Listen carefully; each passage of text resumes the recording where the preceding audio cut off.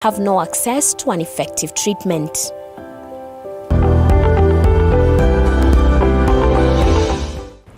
Now that we've been able to get a taste of the statistics about mental health issues, it's time we get to have a conversation with a specialist in the field. Karibu sana, Dr. Kendi. How are you doing? I'm doing well. Asante sana, Beatrice. Thank you. Looking lovely too. Thank you. Thank you. Yes. So you're very much welcome. Asante. Please do tell us, so what do you major in? So I'm Dr. Kendi, as you introduced me. I'm a consultant psychiatrist by profession, dealing with mental health issues in general. Right. Yes. And you've mentioned psychiatrist. Yes. And I think, most of the viewers would, maybe wonder between a psychologist and a psychiatrist, what's the difference? So a psychiatrist is majorly a trained medical doctor who majorly does diagnosis and treatment of mental health issues. Then now psychologists are trained to do counseling. Right. So psychologists are the ones who are called counselors. But psychiatrists, they do more of the treatment and diagnosis of mental health conditions. Oh, yes. Okay. So what does your work entail, majorly from the diagnosis, getting a patient, all the way to the process of recovery? Yes. So my work entails receiving patients from all walks of life, right, who probably have mental health issues, majorly maybe brought about by stress or other issues. Yes, so that is majorly my work, and my work is just to do a history, which I mean the history is to enable me do a diagnosis of the mental health condition. Then now I also do medication. Right. Yes, so administer medication to the patient, and we usually work as a team.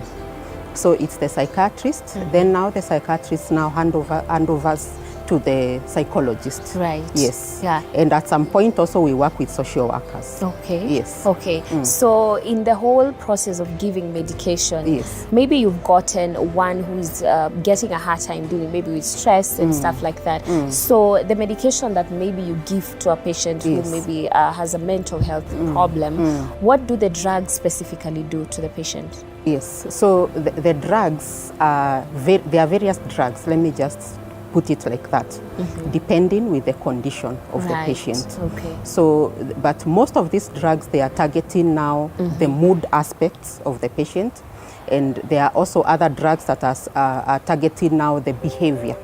Maybe there's a patient who's calm, who is very violent, not being contained. So we administer what we call antipsychotics or mood stabilizers to enable this patient to settle down. And for others, we administer antidepressants.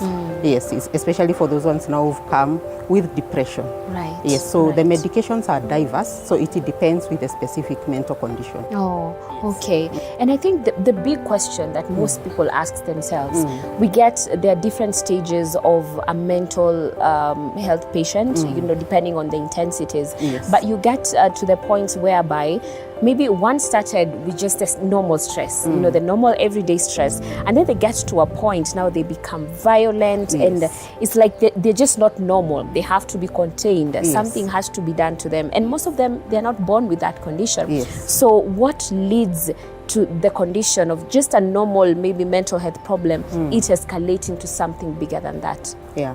So there are a number of factors that can contribute to the genesis of a mental illness. Right. And one of the factors now is depending now with the genetic aspects.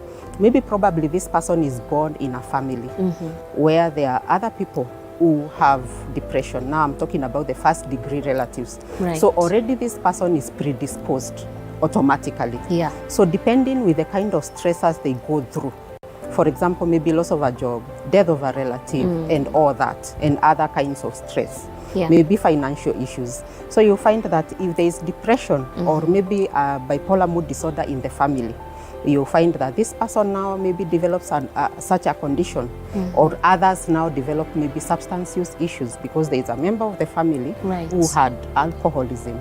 Yes, yeah. So there are a number of factors that can contribute to this. Oh, okay. Yes, yes. And maybe from your experience of dealing with mental health patients, what period of time does it take for one to maybe move from, them being in a really bad state to them getting to that positive side of things? And then what activities are involved in the whole process of recovery? So the process of recovery differs from one patient to the other. From diagnosis, there are patients who probably will not admit they have a mental condition, or they will not agree with what maybe the doctor is saying or what the relatives are reporting, because most of them are brought to the office in company of other people. Yes. So in that, we say that this person does not have insight.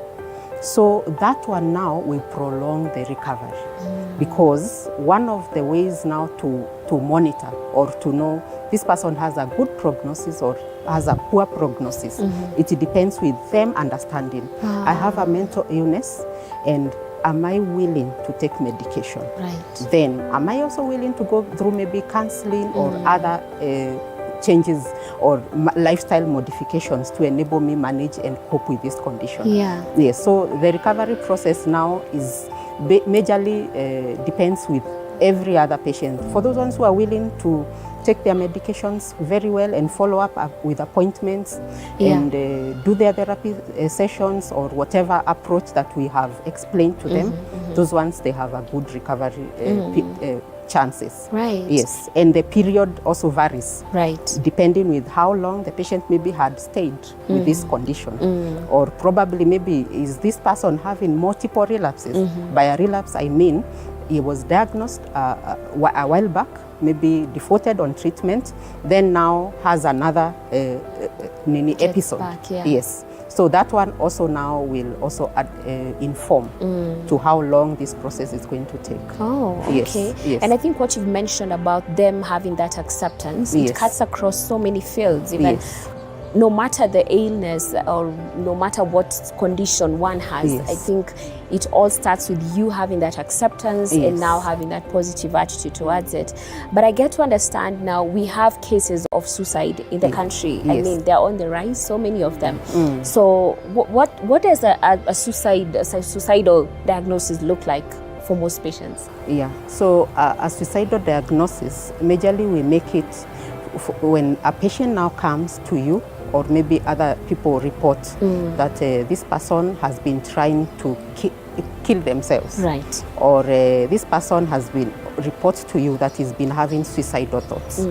By thoughts, I mean that he's thinking about ending their lives, but has not even reached to a point where they know how. Yes. But there are those ones now who extend, and they even have a plan. They have thought about it, and they have even gone ahead now to plan and to look for various ways how they can end their lives. Yes. So that's how we end up making us a diagnosis of suicide. Yes. And maybe from the experiences you've had, what are some of the reasons that make one so much predisposed to those suicidal thoughts? So one of the reasons is probably maybe not being able to match up to expectations of the society. Yes. For example, now young people and peer pressure and all that, and probably even influenced by social media. You see, the things that people are seeing, and you want a certain kind of lifestyle and you cannot match up. Also relationship issues. So you find maybe a failed marriage, maybe my husband is or my wife is not, we are not coping. Yes. So somebody reaches at a point where they feel that they are hopeless. So it begins with that. Then now later, they end up doing whatever they were thinking. Yes. Dr. Kendi, now that you've explained and elaborated how suicidal patients get to that point, I understand that the treatment may be different from the normal mental health cases. So how is the process like to make sure this suicidal patient gets to a point where they're no longer suicidal? Yes. So in psychiatric circles, suicide is an emergency. So anytime a patient comes to you, or it is reported there's a patient who wanted to end their lives, this is a patient who should be admitted in a medical facility. Let me put it like that, because there are some who end up in our normal outpatient hospitals. Yes. So that's the first start. Then this is a patient who is supposed to be seen by a psychiatrist immediately, and probably even a psychologist. but there are some bit of variations depending now with the physical presentation. For example, somebody who has overdosed on maybe paracetamol or some organophosphate poisoning, this is a patient who will be first managed by the medical team. Then now the psychiatric team now comes in later to do the management.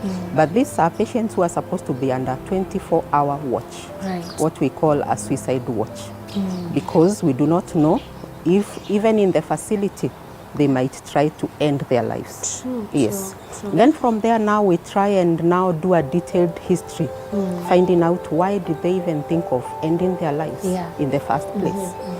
What are the kind of issues they are going through? Yes. Is there a history of mental illness in the family? And that one will inform us whether we need now to go more of the medication way, or is it just counseling? Because it could be just a failed relationship.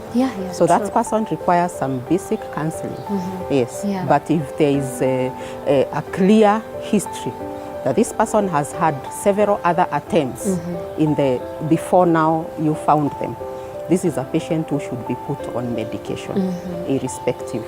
Right. Yes. And maybe from your own, just analysis and dealing with these cases, do you feel like the cases are reduced, especially the suicidal thoughts? Do they go down after you get these patients? Do they actually become positive and optimistic about life? A number of them, the suicidal thoughts go. Wow. Yes. Even with simple counseling. Yes. They go. But there are those ones who might require medication, probably antidepressants or other kind of medications, depending now with the presentation, at the time. Right. And what would you say is the best way to, just cope and make sure you don't get to that level? Because I think managing stress can really be tough. It can really, really be tough, especially with the day-to-day activities. You wake up today, you don't know what today entails. You have no idea who is going to get on your nerves. You have no idea. It's so unpredictable. So how would you say is the best way to manage stress so that you don't get to those points of depression, suicidal thoughts and whatnot? So one of the ways or some of the ways to manage stress, they are simple. Just maintaining a good balanced diet is a good approach. Regular exercise. By exercise I mean physical exercise. Yes. So those are some of the ways we can manage and be able to deal with stress. The other thing is talking about the issues, probably with close friends, maybe people you are free with, or just walking into a mental health facility and talking about the issues you're going through. These days there are safe spaces where people can talk about their issues. Yes. And again, also maintaining healthy relationships and making healthy choices in life. So those are some of the approaches that we can use to cope with stress.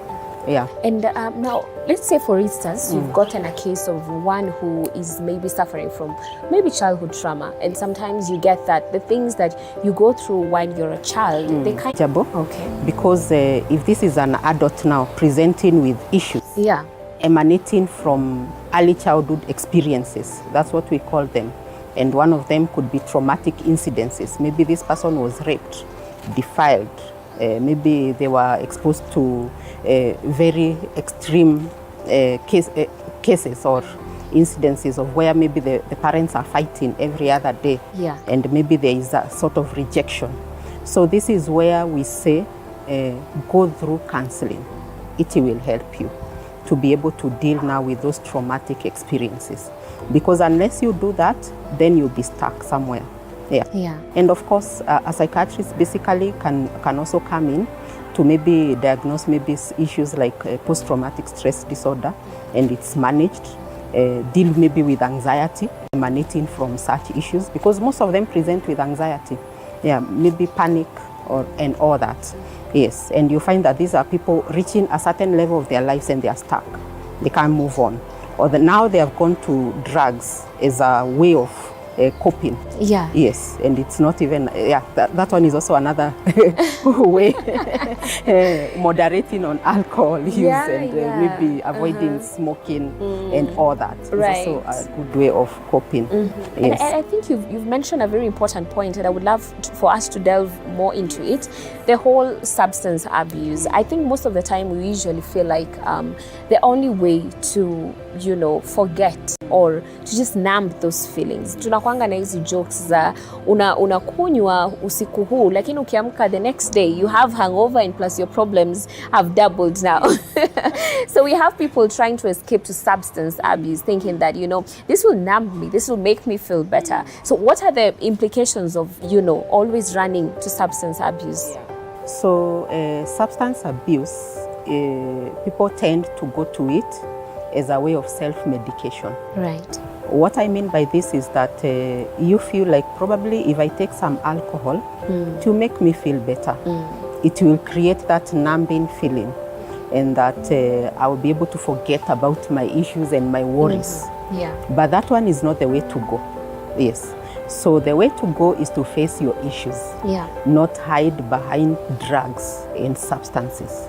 Yes. And that is why we encourage people, see a psychiatrist, see a psychologist, rather than going to alcohol.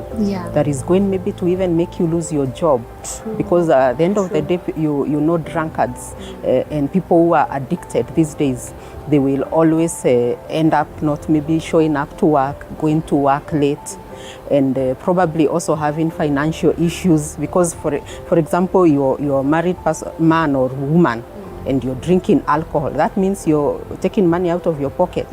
And this is money that is supposed to assist maybe your children, or supposed to help you pay rent. So they find themselves in financial crisis. And the thing is that it will be a continuous cycle. It doubles the stress. That doubles the stress. So the more you feel like you're getting frustrated, the more you keep drinking. And you reach a point where you have this don't care attitude. Let me just drink. Nothing matters in this life. Yes, some of them say, let me drink and just die. Okay, all right, Dr. Kendi, maybe as we wind up, what would you love from your own experience seeing the patients coming in, going out feeling better, as you told us? What would you say to someone who is dealing with a mental health problem right now, and probably they haven't gotten to that stage of going out to seek help, especially from a psychiatrist or a psychologist? Maybe you can speak to that camera. So I would want to shout out to everyone that if you're going through issues, probably you're there depressed and not knowing where to go or how to start. The way to start is to begin by seeking for our services. Generally, we say that mental health is just a state of psychological, emotional, and social well-being. So it is about how you think, how you feel, how you act. So in case you're feeling sad and depressed, you're not able maybe to go to work as you used to go, and for example, you are no longer enjoying activities that used to be enjoyable, kindly seek help. We are saying there is no health without mental health. Your mental health is your wealth. So it is a plea to everybody that we are available. Psychiatrists and psychologists are here to help you, and it is a safe space to talk about your issues with nobody judging you. Yes, thank you. Wow. I was listening. Those definitely sunk deep and deep and deep. And thank you so much, Dr. Kendi, for this amazing session.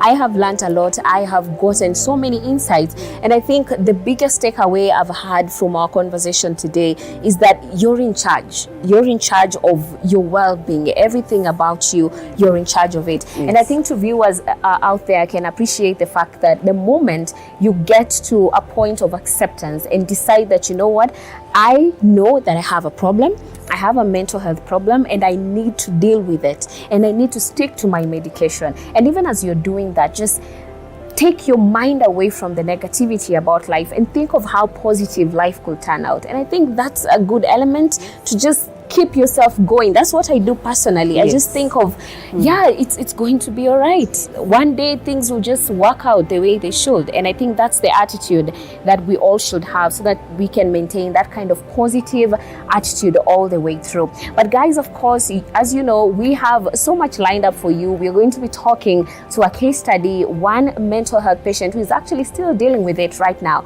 But we're going to have an insight and have a real life, first-hand information from one who has dealt with it, dealt with suicidal thoughts, dealt with all of that depression, and we're going to get to understand how best to cope from that particular person. So please do not go far. This is Body Garage. You are watching TV 47, the home of untold stories. The body of Mr. Namdi Wokeji was found at a beach house this morning. When was the last time you saw Namdi? At the party. Did you notice anything strange about last night? Are you taking money from my mother for this wedding? You shouldn't be looking at that. She killed my son, and I want the world to know it.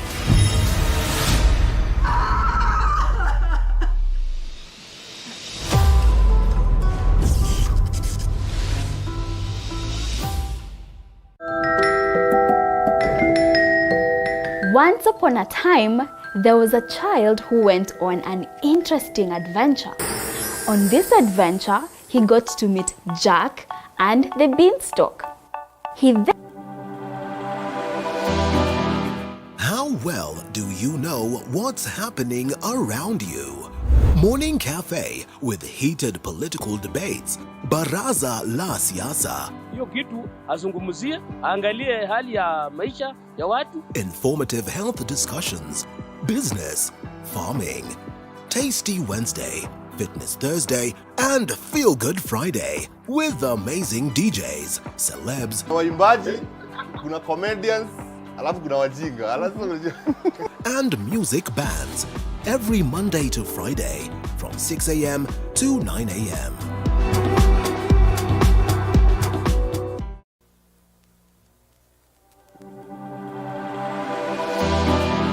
How well do you know?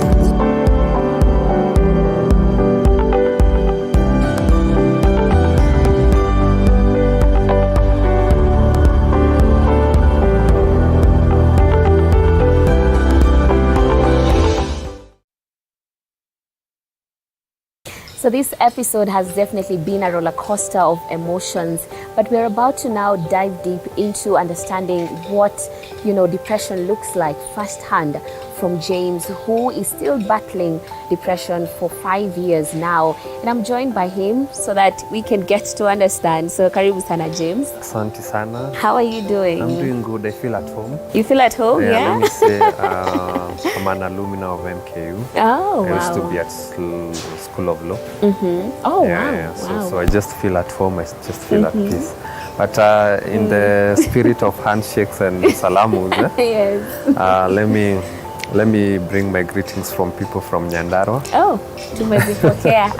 Yeah, najua naona, and they're so happy. Oh, that's amazing. That's amazing. So we are going to get deep into just understanding what triggered you into that wave of depression. I've struggled with, let me say, it's more than depression. I struggle with anxiety disorder. That's what I was diagnosed with 5 years ago. Mm-hmm. That's what I've been dealing with. And I just want this session to be more of a therapeutic. You'll be the therapist. Trust I'll me, be the client. I'm good with that. I started my journey 5 years ago. It was pegged on two things. The first one was work and relations. So here I am in a relationship, and here I am going to work. And a law firm? Are you working at a law firm? No, I used to be a content manager just here at Westlands. Oh, okay. Yeah. So that's what I was doing. And there was a lot of transition. That's one thing that I never coped up with. Then after the transition, here is you have, let me say, demanding partner. Even though she was awesome, yeah, demanding partner. And I couldn't handle it. Yeah. So I would say my journey just it just began even to like you can't tell. Yeah. So one day from 8 to 5 you have this toxic environment where you are unable to perform well. You're always being criticized. You're always being looked down upon because someone is feeling you're more competent than him. So that was the whole sphere. Then you go to this other relationship where it's too demanding. Yeah. So just one day, that's the relationship just crumbled. And when it crumbled, I was unable to, let me say, move on. I experienced my first panic attack. Then, your normal breakups they are just normal. You can be able, but the moment you feel that something ain't right, that's when you realize that there's something wrong about it. Yeah. I couldn't go to work. That's the first thing. So I'm like, nafika saa 4 and the boss is like, why are you coming right now? I'm like, I'm here. What was the urgency? Yeah. That's when I just realized there's something wrong because I disregard people. I don't take things that really mattered to me with a lot of care and passion. I just let everything slide. And that's how my life changed. Yeah. And I think the beginning now comes with not just having those experiences, because we're usually told that what happens to you is a really small percentage. Yes. But now how you react to it is what determines how it's going to play out for you. And now that you've mentioned that in a relationship you had this demanding partner. Yes. So what kind of demands were there? Was it because of the time, or what exactly was the issue? There's emotional demand where you cannot, men cannot multitask. So I deal with that with my own guy. Multitasking is a problem. Yeah. So if I'm at work, I just concentrate on work. If I'm at home, I just concentrate at home. Right. The journey in itself was totally difficult because I remember when I started experiencing panic attacks, and this relationship has ended, and you're always constantly seeing this particular person. Now that whole sphere and that whole pattern of things just changed. Yeah. So I remember one time not one time, like a million times when we met, because we used to work at the same proximity. It's like here and here behind. We would meet, I would just get a panic attack, and by the way, for those who do not understand what a panic attack looks like. Yes. Anxiety and panic attack it is constant fear, constant worry, constant grief. When you lose someone, that grief. That's what I deal with every day, because that's what there are times that I don't remember how to be happy. I like, hey, by the way, this is being happy. Now I'm questioning what happiness is. Yes, so that is what you deal with for a person living with mental illness. Right. So back to my story, when we met and I started experiencing anxiety and panic attacks, I remember I would just, because of lack of being able to breathe, I would find myself on the ground and trying to grasp air. And I'm grateful to one soldier just here at Ojijore who would like take me, and it was the same spot. Oh. And that's when I realized there's something wrong going on. Yes. When I first went to hospital, I was misdiagnosed a lot because I would go, come back. Yeah. I could not be able to eat, sleep. Then when I went for the 4th session, the doctor was like, hey, I think you're depressed. So I said, because I know a place where mental illnesses are well taken care of, I'm going to go there so that they can confirm. Yeah. So I decided, Mathare. I took myself. Oh, wow, okay. Yeah, so when I arrived, the receptionist was like, shida ni nini?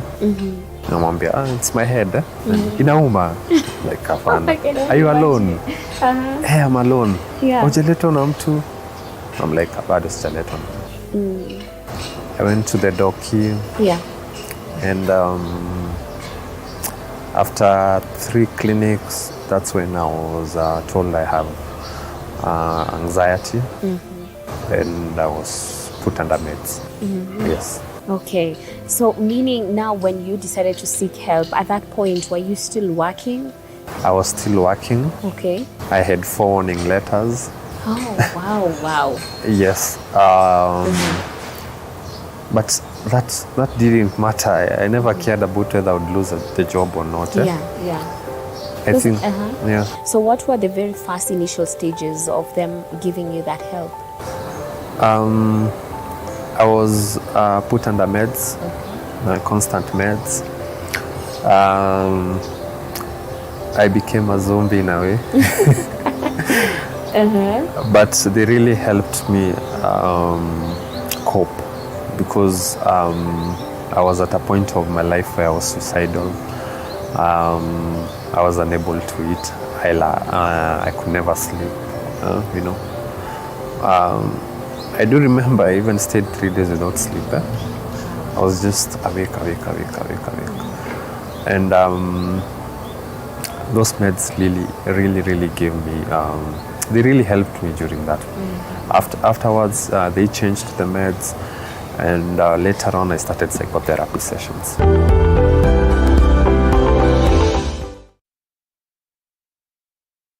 You are watching TV 47, the home of untold stories.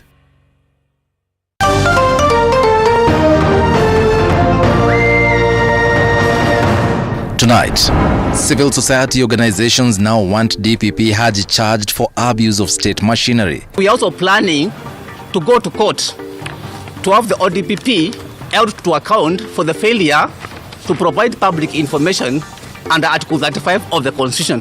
This is after the court withdrew a 7.4 billion shillings graft case facing DP Gachagua on Haji's request. There being no objection to the substantive application by the prosecution to have the matter withdrawn under Section 87A of the Criminal Procedure Code, the application is hereby granted. Azimio la Umoja and Kenya Kwanza legislators unite in threatening to go on strike if CDA funds are not disbursed. And fresh details emerge on how Pakistani journalist Arshad Sharif met his death, indicating that he may have been tortured and shot after the alleged missing vehicle had already been found.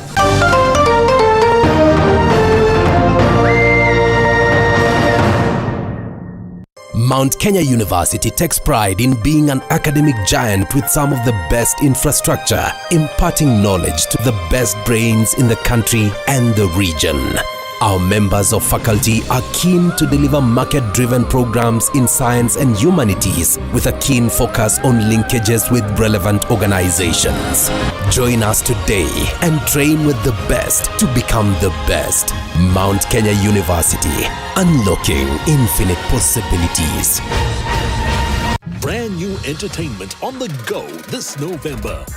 It's a go for heritage as we explore the wonders of our extraordinary continent. This is their home. Dad, this is their real home. It's a go for adventure as a delivery boy embarks on a legendary quest. The Dragon Blade? And it's a go for drama as the newly drafted NFL player fights for fame and respect. You're still trying to make the league, huh? It's the only dream I have. Get the latest and greatest with GOtv. Love it. You are watching TV 47, the home of untold stories.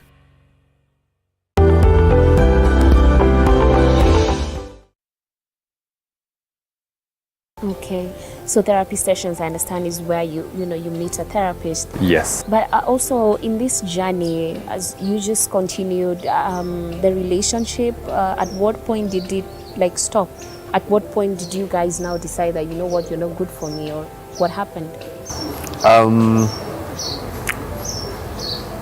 When everything ended, that's when everything started in my life. Makes perfect sense. Yeah. So when the relationship was over, Yeah. was when now the whole wave now Yes. started coming. And what about your guardians, your parents, relatives? Were they aware of your situation?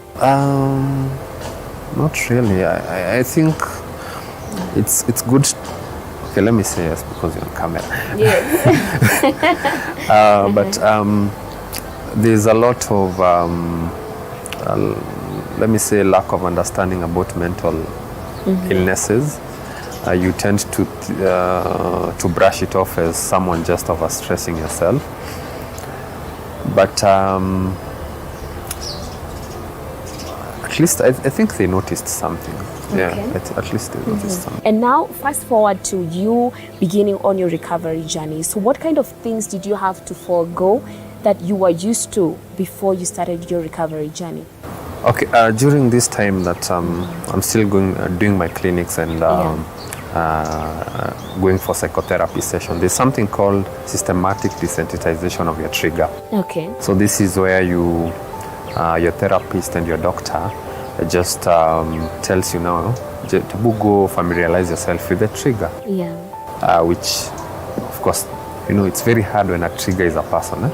Yeah. Yeah. So you have to go back and search for that person and know where the person is.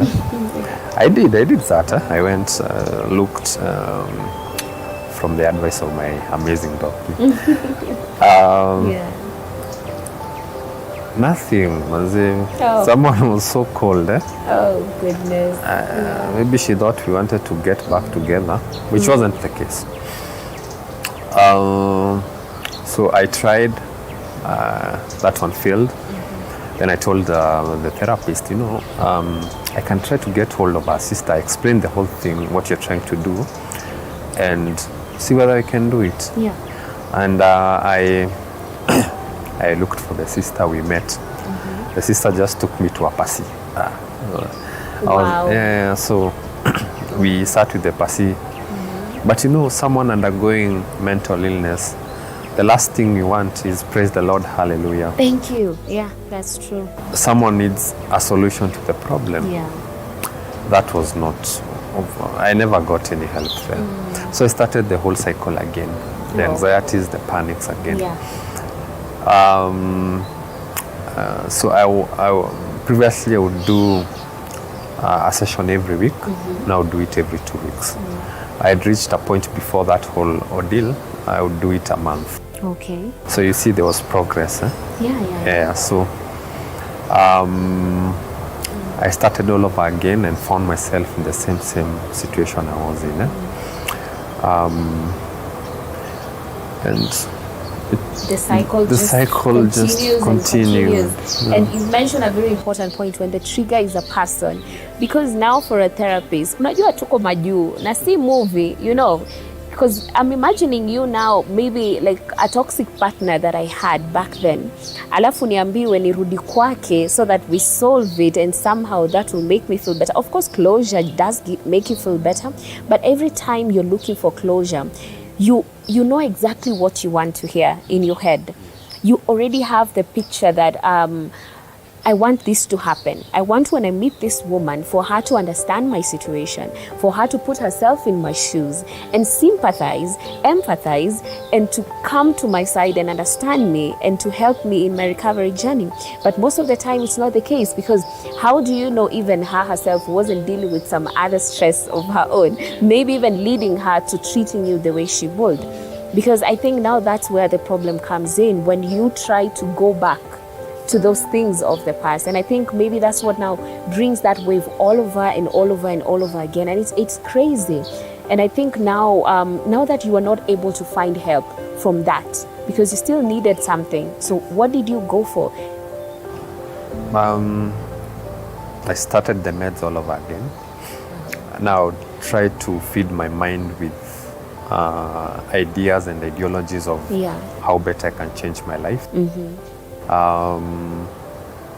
I did an overhaul of my life. That means where I was working, I left. What I was doing, I looked for another opportunity. Dating also. Oh, do you have someone right now? No, it's never worked. Oh, okay. But Yeah. I just did an overhaul of my life.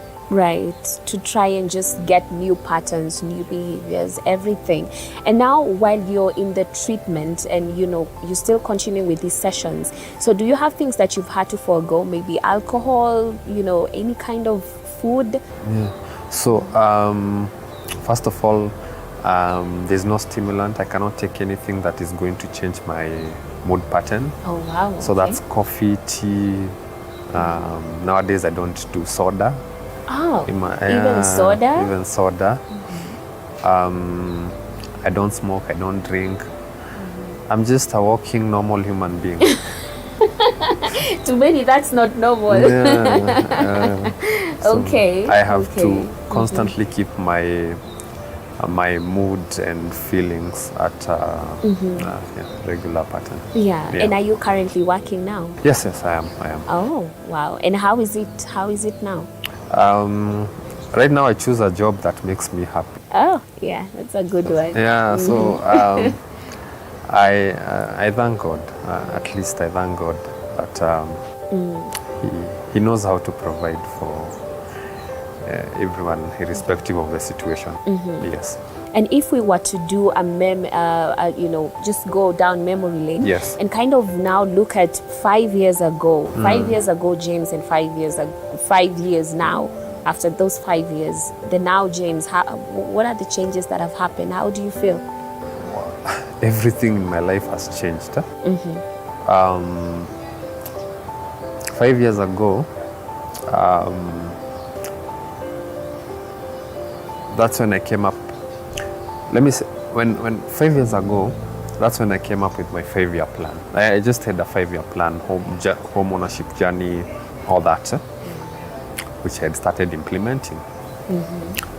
2 years down the line, I'm experiencing depression, anxiety, panic, and I just want to die by suicide. Now, everything that I'd worked for meant nothing to me. And I think you have seen even people struggling with mental health are willing to lose everything. That's where I was. I wouldn't say I lost everything, but I tried as much as possible to leave because I'd already kept a target. I just want to stay for like 2 weeks, and I knew when and the day. It was on a Sunday, and I had already planned my way out. But in between, I said, what is it that I haven't done that I would love to do before, Oh, you got into that phase of Yes. like... Yeah, Wow. so I said maybe let me just go to Diani. I stayed in Diani for 2 weeks. Oh my God. But something happened in between. Is God granted me peace. That surpasses all understanding. Yeah. That was what was granted. So when I came back to Nairobi, after the 2 weeks, I was like, no, I don't want to die. Let me stay kidogo. Yeah. Figure out what I need to do. I never even spent 2 hours. Now the whole journey began again. Now I said, was the other time I was to like hang myself. Now I'm going to taruka kwa barabara and go. And I had all these things, and these are things that we think that play and that's what you feel. Itakutoa shida hiyo yote. It feels like that's the solution to, that's the solution to my everything. problem. Yeah. Yes, yes. Wow. And now, like looking back, how do you feel? Looking like you've gone all this way already. Let me see. Let me. I wouldn't come and lie that I'm already healed. It's still a process, which I'm working towards. I'm still struggling. But at least right now, as I struggle, I'm struggling with hope. Right. That's the whole thing. And that's why this interview means a lot. It's a therapy session for me. Yeah. because as much as I feel bad, once I talk about it, I feel better. And these are the platforms that we need. Kwanza for persons living with mental illnesses. These are the platforms where people can come and talk themselves out. Yeah. Because I can tell you we are one step away from just experiencing a mental breakdown. One thing can be a trigger. Anything can act as a trigger. Very little, yeah.